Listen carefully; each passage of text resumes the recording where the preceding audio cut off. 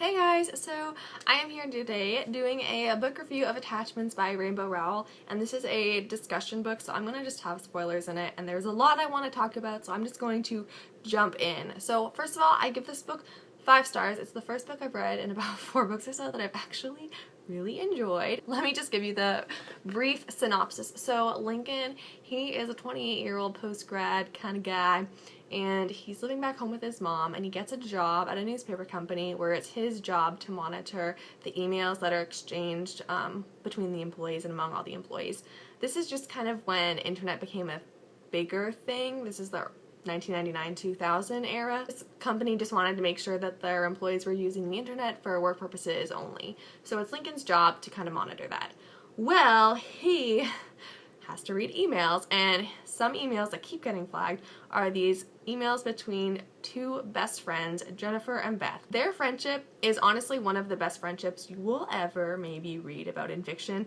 It's very, very real. They have such a great teasing banter with each other that I'm sure you can relate to with your best friends or your small group of friends. Like, I know I can. I just read this and I think, yes, that is how friends would act, and yes, that is what best friends would really say to each other. And there's actually this one part of this book which I think perfectly sums up friendship. So Jennifer thinks that she's pregnant, and she's taking a pregnancy test, and at this point she doesn't really know whether she wants to have a baby or not.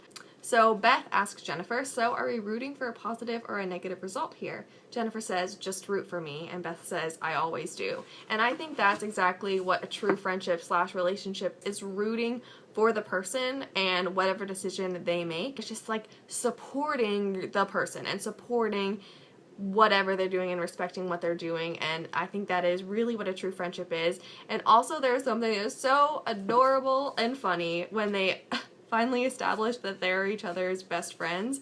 So Jennifer says, it's nice of you to say I'm your best friend. Beth says, you are my best friend, dummy. And Jennifer says, really? You're my best friend, but I always assumed that somebody else was your best friend, and I was totally okay with that. You don't have to say that I'm your best friend just to make me feel good.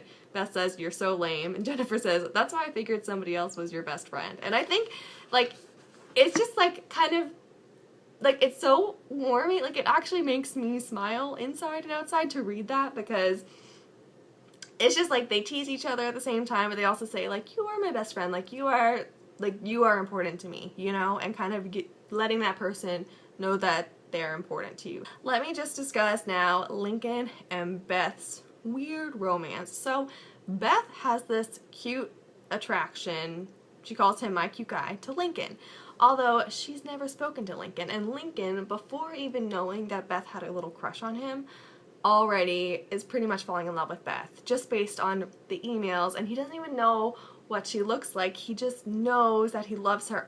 Adorable quote, which I'm going to totally butcher right now because I don't have it marked in my book, but she's asking, do you believe in love at first sight? And he's like, I believe in love before that, or something to that effect, but it was because he didn't even see Beth before he knew he was in love with her, and oh, so adorable. The ending of this book, honestly, I was sitting next to my friend on the couch when I was reading it, and I was just like, ah! I was actually screaming multiple times. It was so, oh my gosh, it was perfection. I loved everything about this book. You don't even know. Let's discuss Lincoln's character and his post-grad quarter-life crisis, because hello, I can relate to that. A lot of young adult books touch on subjects who are in high school, they're starting college, but this is where I am. This is a post-grad who thinks his life is supposed to be perfect, or at least put together somewhat, but now he's living at home with a job he doesn't like,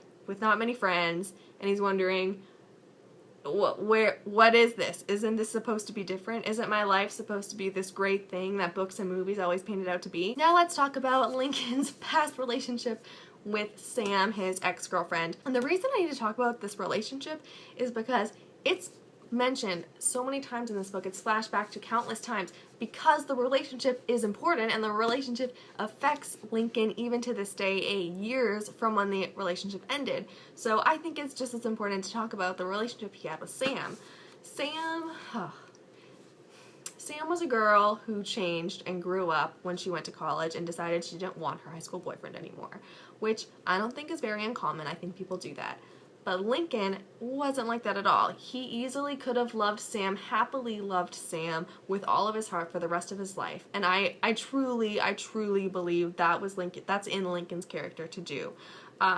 Unfortunately, Sam did not feel the same, and Sam cheated on him with a guy in her theater class. But there is something in me that just, like, I absolutely hate infidelity. I, like, no excuse kind of can satisfy me. So Lincoln is talking to Sam when he finds out, and he says, "You made it sound like it happened to you," he said, "like you had nothing to do with it. You make infidelity sound like a hole in the sidewalk. You had a choice." And that is the truth of the whole situation. Infidelity is an active choice. You actively choose someone over the person you're with. You choose to betray that person's love, that person's trust. Lincoln is someone who just seems so harmless, and it hurts to read about someone like that getting treated so poorly by someone he loved so much. So, oh man, my heart, even though the relationship is 8 years dead, it just hurts for Lincoln still reading about that past relationship. I need more people to have read this book to talk about it with me. It is so good. I loved it. I feel it was so relatable to me, where I am. There was so much in this book that I loved about friendship, about relationships, about past relationships, about growing up, about getting new jobs, about meeting new people. I'm going to stop talking because I've talked long enough about this amazing book, but please, please, please give this book a chance. This is actually my first Rainbow Rowell book, and I absolutely adore it. I can't wait to read more of his writing. I'm not sure the gender of this author. I'm thinking female, but I don't know for sure. Have a great day. Happy reading.